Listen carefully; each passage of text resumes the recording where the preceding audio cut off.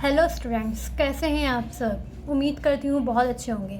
तो स्टूडेंट्स, आज मैं यहाँ पर एडीसी पार्ट 1 या बीकॉम पार्ट 1 के स्टूडेंट से मुखातिब हूँ। यहाँ पे मैं आपको 2018 के प्राइवेट का क्वेश्चन नंबर 5 का ए आज सॉल्व कराऊंगी। तो स्टूडेंट्स, यहाँ पे अब हमारे पास जो क्वेश्चन है कुछ इस तरह का है। क्वेश्चन नंबर 5 का ए है। क्वेश्चन नंबर 5 के ए में आपके पास यहाँ पे कहा जा रहा है the following transaction were completed by the Ayan store.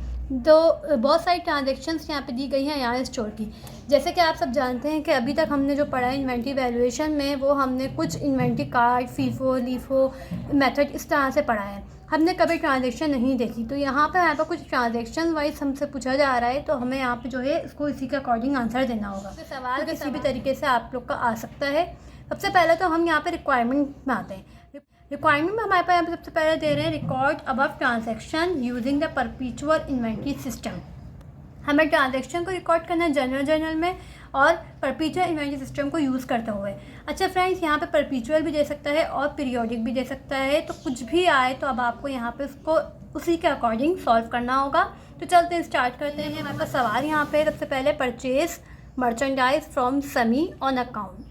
हमें यहाँ पे परचेज़ करनी है मर्चेंडाइज। परचेज़ की हमने मर्चेंडाइज यहाँ पे फ्रॉम समी से ऑन अकाउंट यानी कि उधार पर for ₹5 lakh on credit term 2/10 and 30।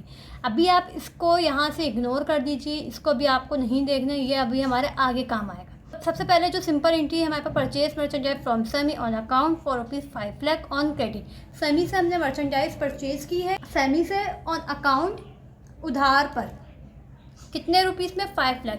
तो जब भी हम ये हमें अच्छी तरीके से पता है कि जब हम मर्चेंडाइज को परचेज़ करते हैं तो हमारी सिंपल एंट्री क्या बनती है, purchase is debit and accounts payable credit, not account receivable बल्कि अकाउंट पेबल क्रेडिट, क्योंकि हमने उधार पे ख़रीदा है। तो फ्रेंड्स, यहाँ पे क्योंकि हम परपेचुअल इन्वेंट्री सिस्टम को यूज़ कर रहे हैं, तो एक बात का ख्याल रखना है कि जब भी हम परपेचुअल इन्वेंट्री सिस्टम को यूज़ करेंगे तो हम यहाँ पे जहाँ जहाँ हमारी मर्चेंडाइज इन्वेंट्री आ रही होगी, जो हम मर्चेंडाइज का अकाउंट क्रिएट करते हैं, तो वही मर्चेंडाइज हम यहाँ पे भी लिखेंगे। हम परपेचुअल इन्वेंट्री सिस्टम यूज़ कर रहे हैं, तो इसके अंदर हमारे पास जो जिस तरीके से दिया हुआ है परचेज मर्चेंडाइज, तो हम इसको मर्चेंडाइज के ही नाम से लिखेंगे। तो हम चलते हैं इसकी एंट्री की तरफ। अच्छा, यहाँ पे मैंने यहाँ पे एंट्रीज़ को सॉल्व कर लिया है। अब आप यहाँ पे देख सकते हो, यहाँ पे मैंने सबसे पहले अयान स्टोर लिखा है क्योंकि कंपनी के नाम सबसे पहले आता है। देन यहाँ पे जनरल एंट्रीज़ है।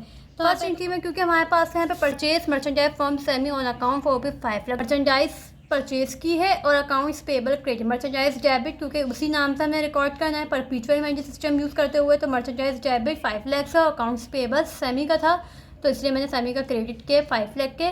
तो हम यहाँ पे जो है यहाँ पे नरेशन लिख लेंगे परचेज मर्चेंडाइज ऑन अकाउंट। ठीक, अब नेक्स्ट में मैं यहाँ पे दिया हुआ है मर्चेंडाइज रिटर्न टू सेमी 50,000। जो मर्चेंडाइज जो परचेज़ की थी सेमी से, वो हमने यहाँ पे आके रिटर्न कर दी 50,000 से।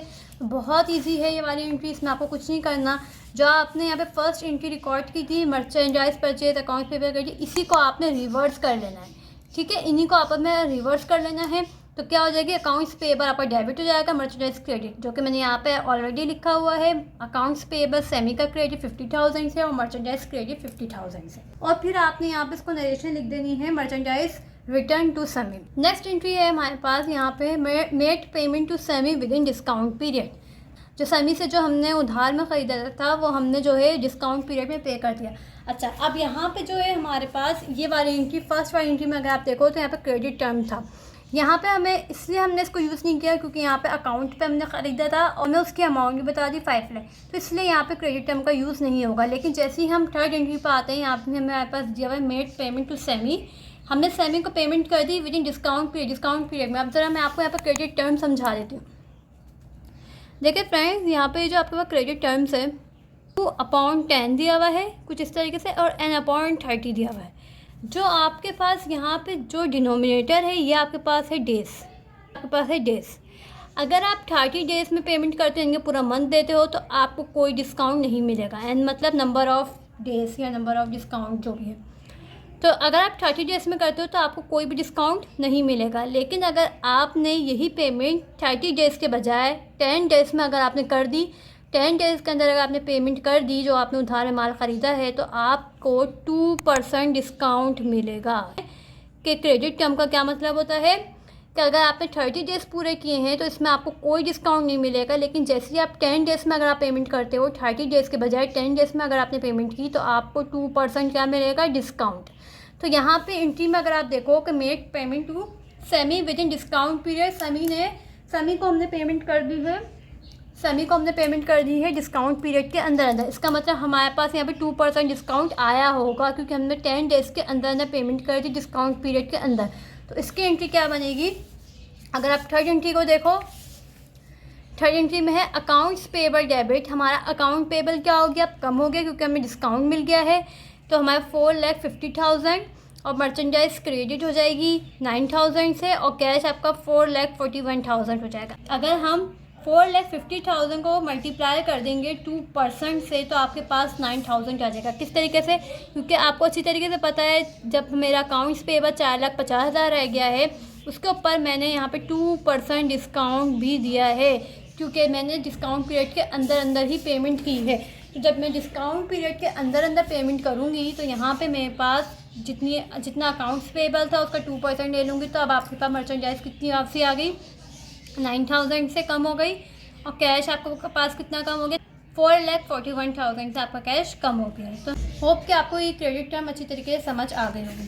نیکسٹ ہمارے پاس جو انٹری ہے وہ ہے number 4، sold merchandise casting ₹3,50,000 to غنی کو at 35% Abu cost. 35% Abu cost پہ ہم نے اس کو سیل کیا ہے۔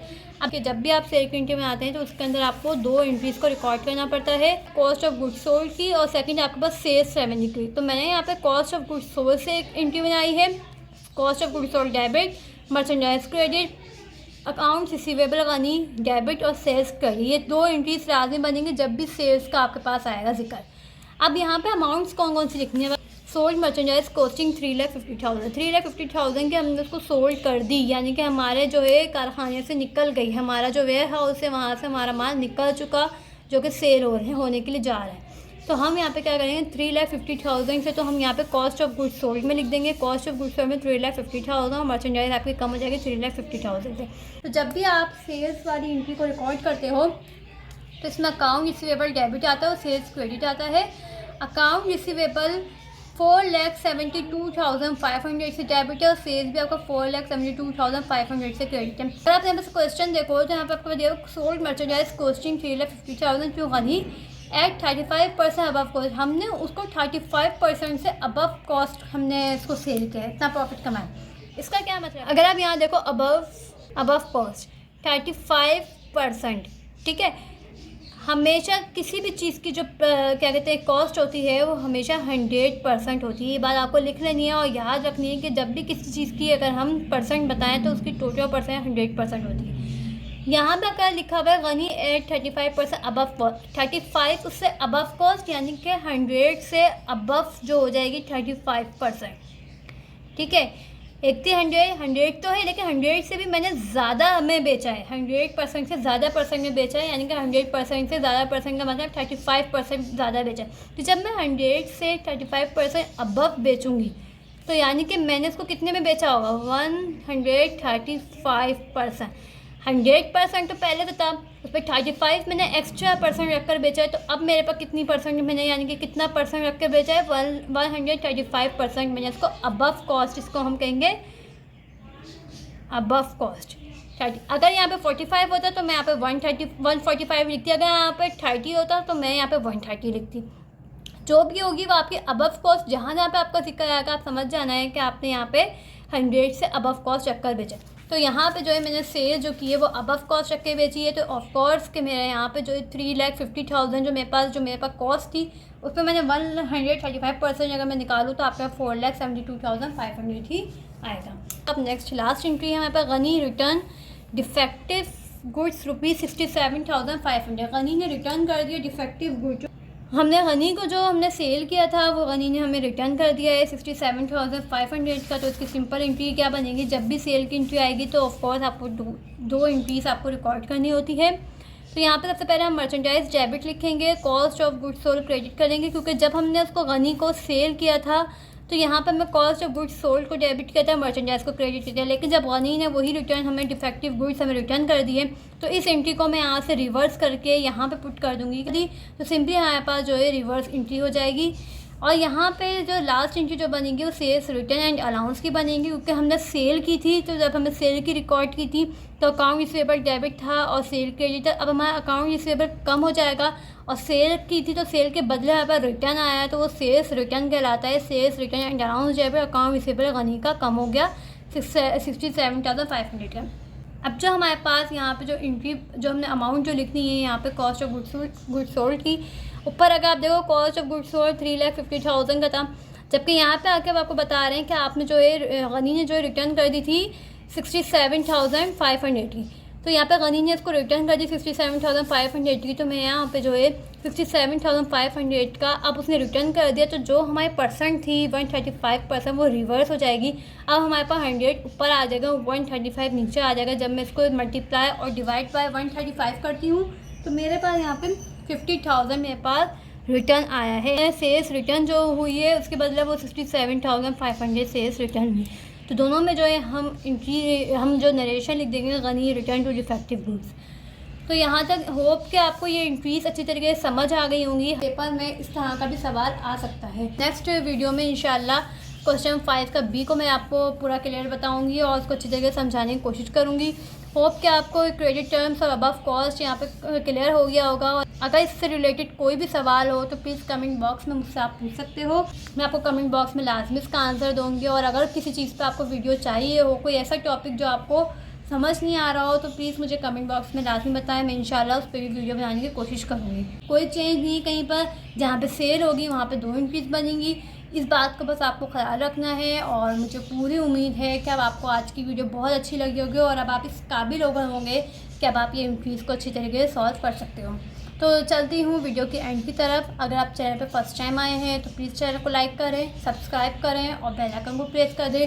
اور اگر آپ نے میری پریویس ویڈیوز نہیں دیکھی ہیں تو پلیز میرے چینل کو لازمی وزٹ کریں اور ویڈیوز کو زیادہ سے زیادہ شیئر کریں. تو ملتی ہوں نیکسٹ ویڈیو میں. جب تک کے لیے اللہ حافظ. بہت بہت خیال رکھیے گا اپنا. Thank you.